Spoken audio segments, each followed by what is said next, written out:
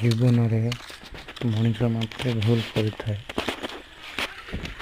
କିନ୍ତୁ ଯେକୌଣସି ଭୁଲ କରିଥିଲେ ମଧ୍ୟ ମଣିଷ ପଶ୍ଚାତାପ କରି ପୁନର୍ବାର ଭୁଲ ନ କରିବା ପାଇଁ ମଣିଷ ଚେଷ୍ଟା କରିବା କଥା। ତାହେଲେ ଯାଇ ମଣିଷ ପୁନର୍ବାର ଭଲ ମଣିଷ ହେବା ପାଇଁ ରାସ୍ତା ଖୋଲିଯାଏ।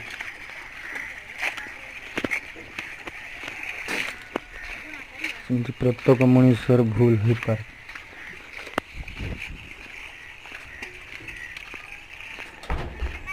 ସେଥିପାଇଁ ଆମେ ସଜାଗ ହେବା ଦରକାର।